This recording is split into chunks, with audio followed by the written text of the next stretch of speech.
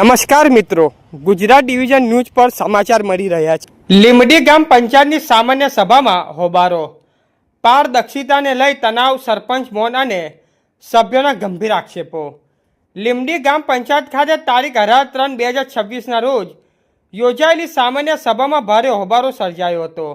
વિકાસ કામોની ચર્ચા દરમિયાન પંચાયત વહીવટમાં ગેરરીતિ અને બેદરકારી મુદ્દે 6 સભ્યો સત્તાધીશો સામે આક્રમણ વલણ અપનાવ્યું હતું। સભાની શરૂઆતમાં સરપંચ દ્વારા મીડિયાને કવરેજ કરતા રોકાતા પારદર્શિતા અને ગંભીર સવાલો ઊભા થયા। સભ્યોને આક્ષેપો કર્યો કે પંચાયતની વહીવટ ભૂમાફિયા અને બિલ્ડરોના ઇશારો ચાલી રહ્યો છે અને આ હકીકતો બહાર ન આવે તે માટે મીડિયાને દૂર રાખવામાં આવ્યા। ભ્રષ્ટાચાર અને સાંઠગાંઠ જેવા મુદ્દાઓ પર ચર્ચા દરમિયાન સરપંચ મૌન રહ્યા હતા, જેના કારણે શંકાઓ વધુ ગાંઠ બની હતી। સભ્યો દ્વારા જવાબ માંગવામાં આવ્યા। ડેપ્યુટી સરપંચે ઉદારતા ભર્યું વર્તન કર્યું હોવાનું પણ જણાવ્યું। તલાટી કમ મંત્રી પાસેથી સ્પષ્ટ જવાબો આક્ષેપો હોવા છતાં ઉડતા જવાબો આપવામાં આવતા સભ્યોમાં રોષ ફાટી નીકળ્યો હતો। સભ્યોએ ચેતવણી આપી છે કે જો આ મીડિયાને પ્રવેશ નહીં આપવામાં આવે તો તેઓ પોતાની સ્તરે સભાની સંપૂર્ણ વિડીયોગ્રાફી કરાવશે।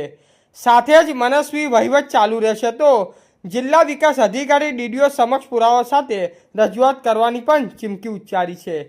આ સમગ્ર ઘટનાઓનો લીમડી અને આસપાસના વિસ્તારો ભારે ચકચાર જગાવી છે અને પંચાયતની કાર્ય પદ્ધતિ પર ગંભીર પ્રશ્નચિહ્ન ઊભું કર્યું છે।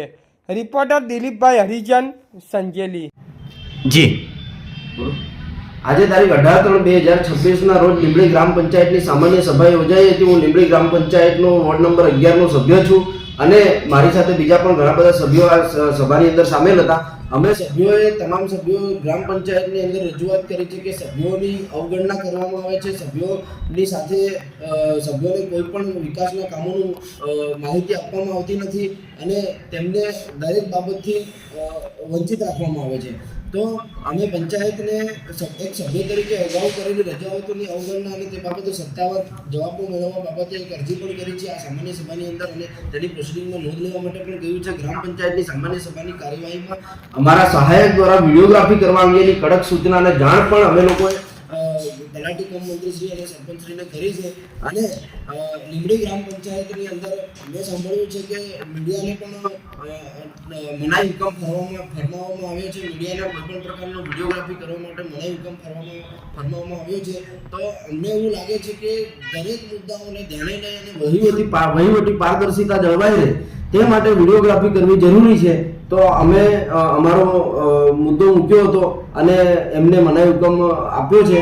તો અમારું એટલું જ કહેવું છે કે લીંબડી ગ્રામ પંચાયતની દરેક કાર્યવાહીમાં પારદર્શિતા જળવાઈ રહે, કારણ કે અત્યાર સુધી સભ્યોની અવગણના કરવામાં આવે છે, સભ્યોની અરજીઓની અવગણના કરવા, લેખિતમાં જે સભ્યો જવાબ માંગી રહ્યા છે, લેખિતમાં જે સભ્યો સૂચનો આપી રહ્યા છે એની પણ અવગણના કરવામાં આવે છે।